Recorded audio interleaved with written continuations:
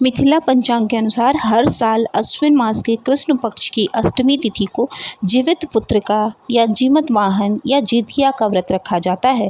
जीवित पुत्रिका व्रत को जितिया और जीमो वाहन व्रत के नाम से भी जानते हैं। इस व्रत की शुरुआत नहाय खाए से होती है और माताएं अपनी संतान की लंबी उम्र, सुख समृद्धि, स्वस्थ और उन्नत जीवन के लिए इस व्रत को निर्जला उपवास रखकर करती हैं। मान्यताओं के अनुसार संतान के लिए रखा गया यह व्रत किसी भी बुरी स्थिति में संतान की रक्षा करता है और सबसे कठिन व्रतों में से एक व्रत माना जाता है। इस व्रत को मुख्यतः उत्तर प्रदेश, बिहार, झारखंड, पश्चिम बंगाल जैसे अनेक राज्यों में रखा जाता है। संतान प्राप्ति की कामना से भी इस व्रत को रखा जा सकता है। तो चलिए आपको बताते हैं कि साल 2024 में जितिया का व्रत कब रखा जाएगा, इसकी पूजा विधि क्या है और इस दिन का क्या महत्व है। सबसे पहले तो आप सभी को जीवित पुत्रिका की ढेर सारी शुभकामनाएं। इस व्रत में महिलाएं 3 दिनों का व्रत रखती हैं और यह व्रत निर्जला रखा जाता है। सप्तमी तिथि के दिन नहाए खाए और अष्टमी तिथि के दिन निर्जला उपवास रखकर 9वीं तिथि के दिन व्रत का पारण किया जाता है। इस व्रत में शाम के समय मुख्य पूजा की जाती है और व्रत से जुड़े हुए खास नियमों का ध्यान रखा जाता है, तभी यह व्रत पूर्ण माना जाता है। इस दिन सूर्य देव की पूजा भी की जाती है और उन्हें बाजरे और चने से बने व्यंजन अर्पित किए जाते हैं।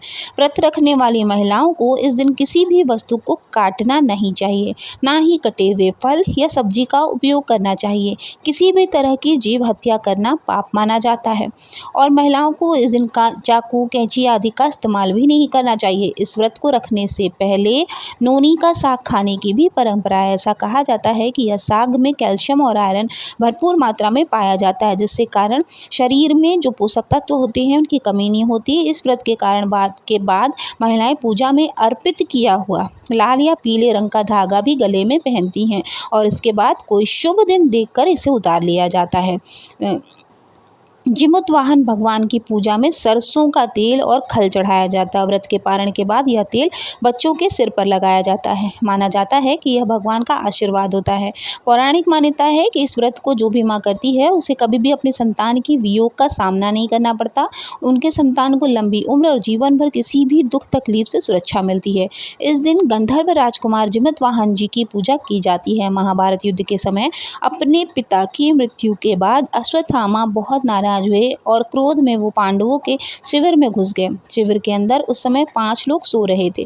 अश्वत्थामा को लगा कि वह लोग पांडव हैं और अपने पिता की मृत्यु का बदला लेने के लिए उन्होंने उन 5 को मार डाला। दरअसल वह द्रौपदी जी के 5 संतानें थीं। इस बात की सूचना जब अर्जुन को मिली तो उन्होंने अश्वत्थामा को बंदी बनाकर उनकी दिव्य मणि छीन ली। अश्वत्थामा को और अधिक क्रोध आ गया तो उन्होंने बदला लेने के लिए अभिमन्यु की पत्नी उत्तरा के गर्भ में पल रहे बच्चे को गर्भ में ही नष्ट कर डाला। भगवान श्री कृष्ण ने तब अपने सभी पुण्य का फल उत्तरा की उस अजन्मी संतान को देकर उसे फिर से जीवित कर दिया। मरकर पुनः जीवित होने के कारण उस बच्चे का नाम जीवित पुत्रिका रखा गया। तभी से जीवित पुत्रिका का व्रत रखने की मान्यता है। बेटा हो या बेटी, आप अपने संतान के लिए इस व्रत को रख सकती हैं। व्रत के दिन प्रातःकाल उठकर स्नान आदि से निवृत्त होने के बाद सूर्य देव की उपासना करनी चाहिए। घर के मंदिर में एक चौकी रखकर उस पर लाल रंग का वस्त्र बिछाकर उसके ऊपर थाली रखकर सूर्य नारायण की प्रतिमा रख सकती हैं या फिर भगवान श्री राम की भी पूजा आप कर सकती हैं, क्योंकि वो भी सूर्यवंशी थे। उन्हें दूध से स्नान कराएं, धूप दीप जलाएं, धूप दीप अर्पित करें, भोग लगाने के साथ ही आरती करें। इस दिन मिट्टी या गाय के गोबर से सियार और चील की मूर्ति बनाकर उनकी पूजा की जाती है। कुश से बनी हुई जीमूत वाहन भगवान की पूजा की जाती है। उन्हें धूप दीप अक्षत पुष्प अर्पित किए जाते हैं। व्रत की कथा पढ़ने और सुनने के साथ ही अंत में आरती करके क्षमा याचना की जाती है।